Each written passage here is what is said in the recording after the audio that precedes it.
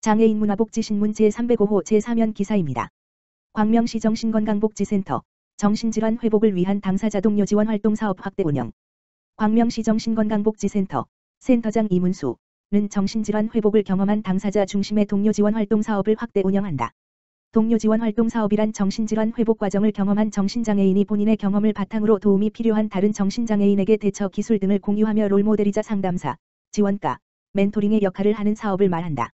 이에 광명시 정신건강복지센터에서는 지난 9월 3일부터 동료 지원가 사업을 함께할 지원자를 모집하여 동료 지원가로의 첫 발을 성공적으로 내디딜 수 있도록 동료 지원의 의미, 의사소통 방법 등의 내용을 포함한 8회차 과정의 양성교육을 운영하고 있다. 교육 수료 후 정식으로 선발된 동료 지원가들은 향후 동료 상담 외래진료 동행 프로그램 운영 청년 자조 모임 등 다양한 활동을 통해 동료들이 회복 여정을 시작하거나 지속하는 데 격려하면서 동료 지지체계를 형성할 것으로 광명시 정신건강복지센터는 기대하고 있다.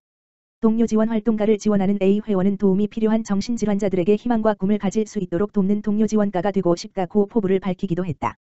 광명시 정신건강복지센터 관계자는 앞으로도 동병상련의 마음으로 같은 상황에 놓인 정신장애인의 심리적 어려움을 더 보듬을 수 있는 동료 지원가 사업을 확대 운영하여 정신장애인도 누군가에게 도움이 될 수 있다는 사회의 긍정적 인식을 조성할 수 있도록 노력하겠다고 말했다. 자세한 사항은 광명시 정신건강복지센터 누리집 http://www.gmmhc.or.kr을 참고하거나 전화로 지역번호 02-897-7786-7 문의하면 된다. 광명시 제22회 사회복지의 날 기념 행사 우리 개최. 광명시 시장 박승원은 제22회 광명시 사회복지의 날 9월 22일 을 기념해 24일 오전 시청 대회의실에서 기념 행사를 열고 코로나19로 어려운 상황에도 어려운 이웃을 살피는데 고생하는 사회복지사들을 격려했다. 시는 코로나19 확산 방지를 위해 행사를 온라인 줌으로 진행했으며 관내 사회복지관, 시설 및 사회복지 담당 공무원 등 약 300여 명이 참여했다. 광명시 사회복지협의회 주관으로 열린 이날 행사는 코로나19 상황에서도 지역사회의 어려운 이웃의 손을 잡아주는 사회복지기관 및 시설 종사자들의 헌신을 격려하기 위해 마련됐다. 앞서 광명시는 이달 13일부터 찾아가는 시상식을 마련해 사회복지기관 및 시설을 방문하여 17명의 사회복지 유공자에게 표창장을 수여했다. 시는 찾아가는 시상식을 영상으로 담아 이날 기념 행사에서 방송해 참석자들과 기쁨을 함께했다. 행사는 경기도 사회복지관협회의 감사패 전달, 김창옥 교수의 소통, 행복, 자존감 회복 강해, 사회복지사와 함께하는 다시 우리 희망 톡톡 콘서트로 진행됐다. 경기도 사회복지관협회의 감사패는 전국 최초 사회복지관의 날 휴무 제정으로 종사자들의 사기를 진작하고 종합사회복지관의 위상을 높인 박승원 광명시장에게 수여됐다. 김창옥 교수는 강의에서 여러분들은 세상의 거친 파도를 막아주는 방파제와 같은 중요한 역할을 하는 사람들이다며 힘들 때 따뜻한 말로 서로에게 힘이 되어주고 재충전도 하면서 앞으로도 어려운 이웃들의 든든한 방파제가 되어주시기 바란다고 말했다. 콘서트에는 박승원 광명시장, 오동록 한영신학대 교수, 광명시 복지정책과 이은정 나눔복지팀장, 이수진 사회복지사가 참석했다. 김창옥 교수의 사회로 진행된 콘서트에서는 사회복지사들을 대상으로 실시한 설문조사 결과를 살펴보고 사회복지 현장의 따뜻한 이야기를 함께 나눴다.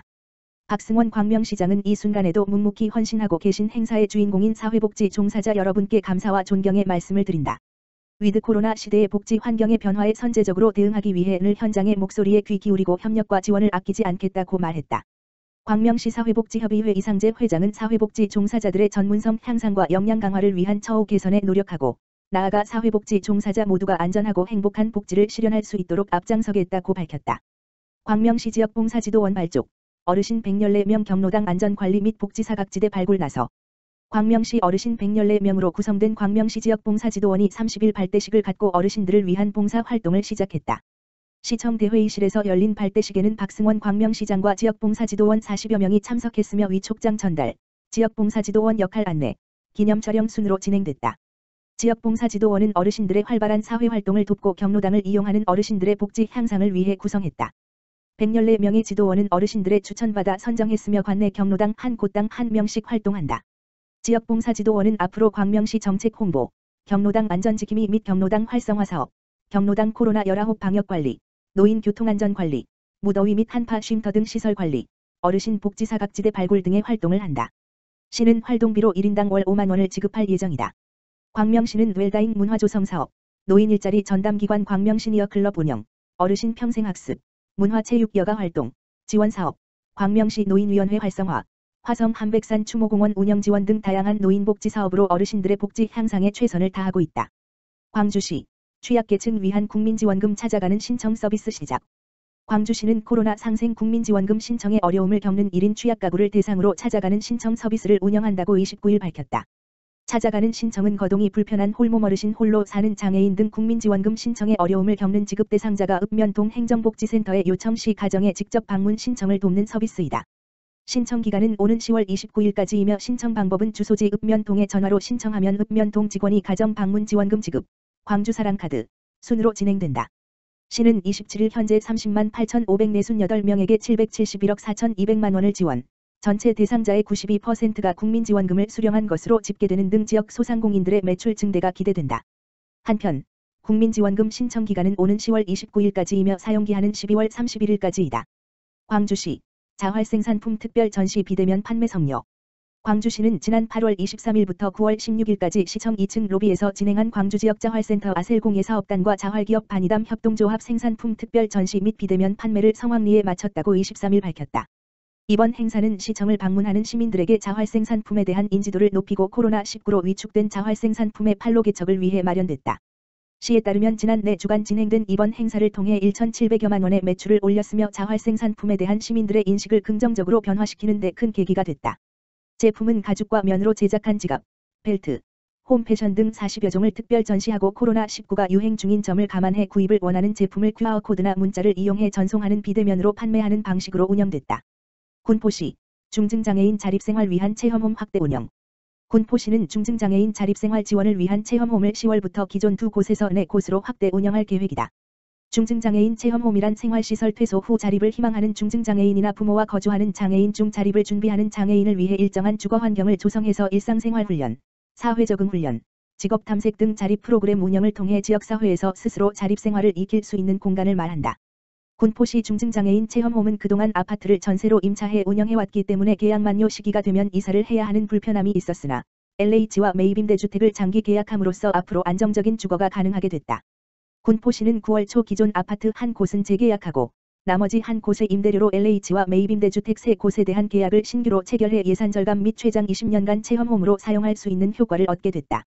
설치비용 및 전 월세 임대료는 도비 30%와 12, 70%로 충당되는 만큼 입주 장애인의 부담은 없다.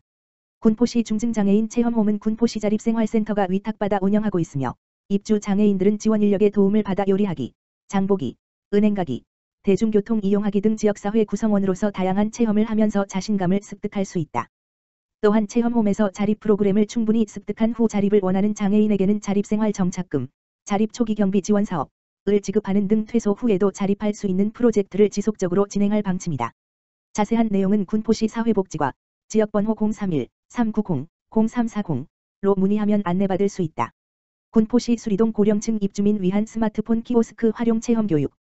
주택관리공단 군포시 수리동 산본가야 2차 아파트 관리소는 지난 9월 15일부터 사흘 동안 고령층 입주민들을 위해 스마트폰 및 키오스크 활용에 대한 체험 교육을 실시했다. 수리동 행정복지센터에 따르면 이번 교육은 코로나19로 디지털 대전환의 속도가 붙으면서 물건 구매나 식당 이용도 키오스크를 통해 이루어지고 있는 현실에서 고령층 입주민들이 갖는 디지털 기술에 대한 두려움과 소외감을 해소하기 위해 마련됐다. 산본가야 2차 아파트 관리소는 고령층 입주민들을 상대로 스마트폰 기능에 대한 기초 교육을 비롯해 꼭 필요한 어플 사용에 대한 일 맞춤 교육을 하고 키오스크를 통해 실제로 주민등록등본을 발급해보고 햄버거도 주문하는 현장 체험 교육을 실시했다. 가야 2차 아파트 임가는 관리소장은 디지털 혁신 기술을 따라가지 못해 답답해하는 어르신들을 보면서 디지털 사용 교육의 필요성을 느끼게 됐고 비록 코로나19로 인한 인원 제한으로 많은 어르신들과 함께 하지 못했지만 배우고자 하는 의지가 강한 어르신을 뵈면서 이런 기회를 자주 만들어야겠다는 생각을 하게 됐다고 말했다. 가야 2차 아파트의 한 입주민은 단체 카톡방에 귀중한 교육에 감사하고 유익했다. 앞으로 이런 교육 기회가 자주 있었으면 좋겠다는 교육 후기를 남겼으며 또 다른 입주민은 항상 갖고 다니는 스마트폰이지만 전화 받는 것밖에 할 줄 몰라서 한낱 기계라고 여겼는데 햄버거도 키오스크를 통해 주문하고 카톡과 만보기, QR 체크도 할 줄 아는 멋진 노인이 됐다고 만족감을 표명했다. 자세한 내용은 군포시 수리동 행정복지센터 지역번호 031-390-8564로 문의하면 안내받을 수 있다.